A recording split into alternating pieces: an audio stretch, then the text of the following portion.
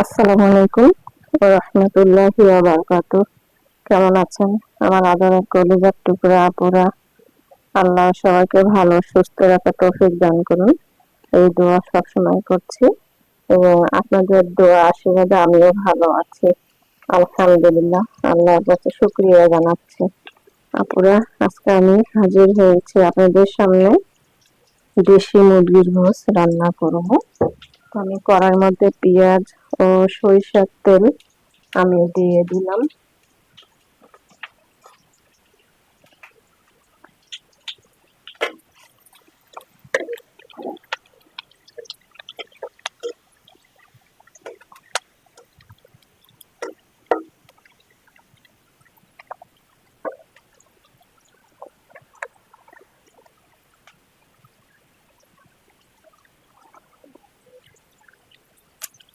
তারপরে আমি তেজপাতা দিয়ে দিলাম, দিয়ে দিব দারচিনি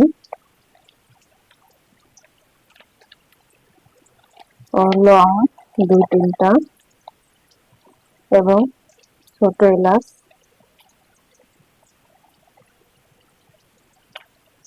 এবার আমি এগুলো একটু তেলে ভেজে নেব।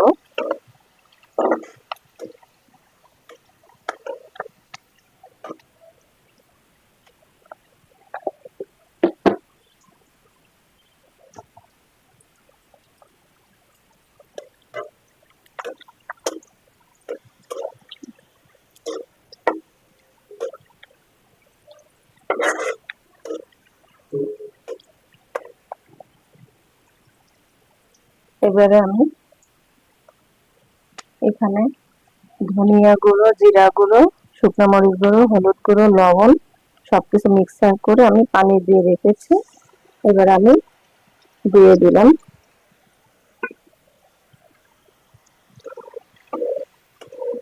আমি মশলাগুলো ভালো করে কষিয়ে নেব।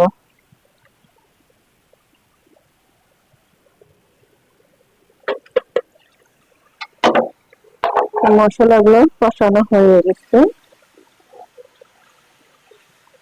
এবার আমি মুরগির গোশ দিয়ে দিব।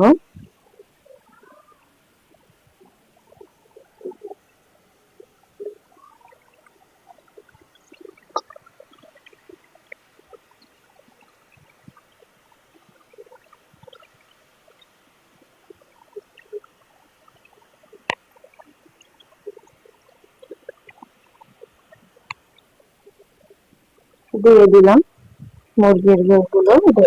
এগুলো দেশি মুরগির গোশ।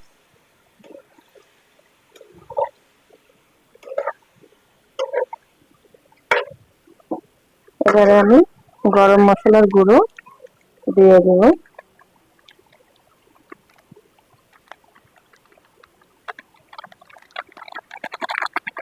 দিয়ে দিলাম গরম মশলার গুঁড়ো।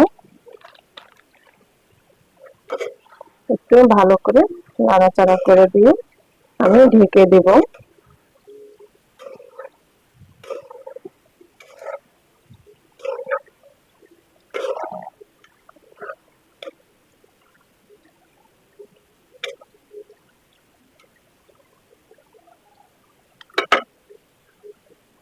এবার আমি ঢেকে দিব।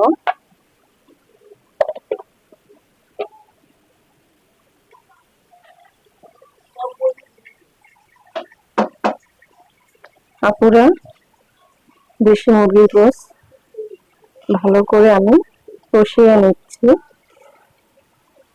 অনেক সুন্দর একটা ঘ্রাণ মানে ফ্লেভার আসছে এবং কালারটাও অনেক সুন্দর হয়েছে।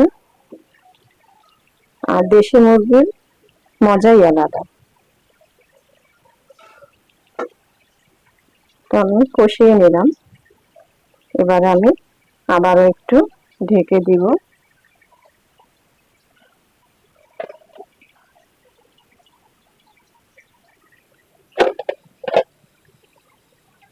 আপুরা, গোশ রান্নাটা হয়ে আসছে। এবারে আমি নামিয়ে নেব।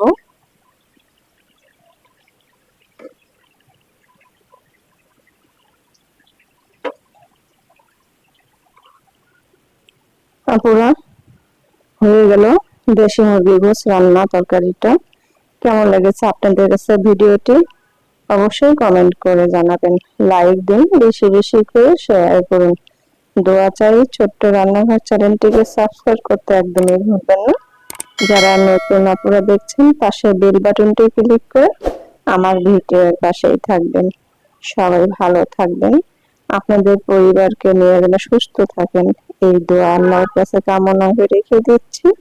আসসালামু আলাইকুম ওয়া রাহমাতুল্লাহি ওয়া বারাকাতুহু।